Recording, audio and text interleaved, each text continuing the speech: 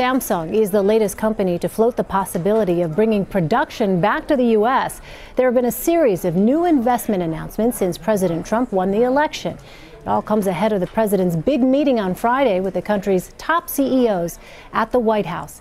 David Nelson, chief strategist at Belpointe Asset Management, joins me now with more on President Trump's relationship with business. David, welcome. Thank you. So much to get to, but Sure. I want to start with this. First of all, we have a cancellation on the part of a business leader, right? We know that Travis Kalanick is not going to be, in fact, he's quitting. He's not only not going to the meeting, but he's basically quitting as a member of the president's Economic Advisory Council. Now we have a White House official saying, as a businessman himself, President Trump understands the importance of an open dialogue with fellow business leaders to discuss how to best make our nation's economy stronger.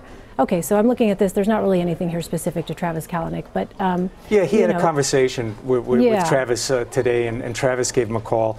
I understand why Travis was forced to do this. His drivers and a lot of his employees were objecting to this. But it's probably ill-advised, because how do you change the dynamic? How do you change it if you're not part of the conversation, you're not in the room?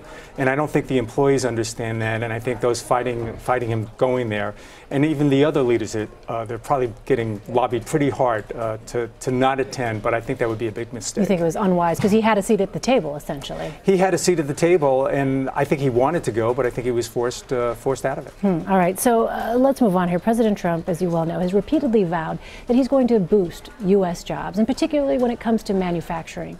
Do you think he can really do that, David? I'm encouraged so far. I understand that the language with some of the CEOs, in particular GM, Ford, Lockheed Martin, and even Boeing, it's been pretty harsh. But I was encouraged on Tuesday. There was a big meeting at the White House amongst the president and some of the leading CEOs for the large cap pharma and biotech. They came away impressed, and I think one of the things we saw there was that it's going to be a negotiation. He wanted to see a cutback in prices for Medicare and Medicaid, and in return they want to see, past phase 3 trials. They want a quicker path to market, and maybe we'll get that. But what was also addressed was maybe the end of the global free ride on our research and development, where they sell drugs cheaper overseas than they do here in the United States. That comes on the backs that really hits hard to the American consumer. So let me ask you, we were just showing some tweets. Yeah. President Trump, saw that. Famously has tweeted about everything from foreign policy to domestic policy to economic positions. And we saw in that series of tweets that just went by some very strong and forceful words for some of these business leaders. There's a new sheriff in town, for sure. So you say this is negotiation, that business leaders understand this is what Donald Trump is doing? This is a very unconventional presidency. I think everybody, love him or hate him, he's here to shake up the world, and he's trying to do that. And we saw what happened with Samsung is now considering opening up a plant here in the United States. This goes back even in January. LG Electronics had announced that they were looking at this, and I think most Fortune 500 companies are watching those tweets. They don't want to be on the wrong side of one of them, and they're assessing the presidency and they're assessing the administration as to how they should formulate their policy. But markets react, as you well know. They do, and as a portfolio manager, I've been on the wrong side of some of those tweets. But what I've learned is the best thing you can do as an investor, ignore it. Because often these stocks come back, and it's usually an opening salvo. It's the first round of a negotiation. We saw what happened with Lockheed Martin. We saw what happened with Boeing. Both of those stocks recovered pretty quickly. Okay, so as we talked about on Friday, you've got this big meeting with the CEOs. Do you think that perhaps any other CEOs will look at what Travis Kalanick did and decide, you know what, perhaps I need to make some kind of statement too and not show up? Yeah, we probably have less than 12 hours right now, so anything could happen. Somebody may pull out. I hope that doesn't happen. I hope they get in there and they can make their voice heard. I think you're going to hear from Silicon Valley. They want some exemptions. Microsoft is already on the tape saying that they've got 76 employees out there hung out to dry, and they'd like to see some exceptions made.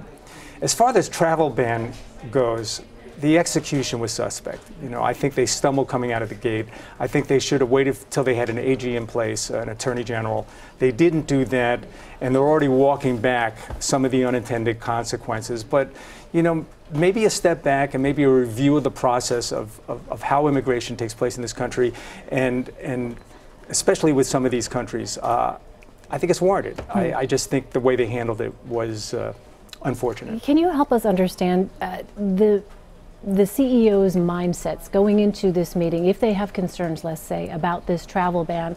What is the calculation they're making between concerns over that and also the possibility of perhaps some tax and trade benefits down the road that their companies could benefit from? I think initially the two concerns they have, one, it boils down to money, especially in Silicon Valley. They save a lot of money hiring overseas, so they want to maintain that. And then secondly, you know, the other side of that equation is they've got to manage their consumer.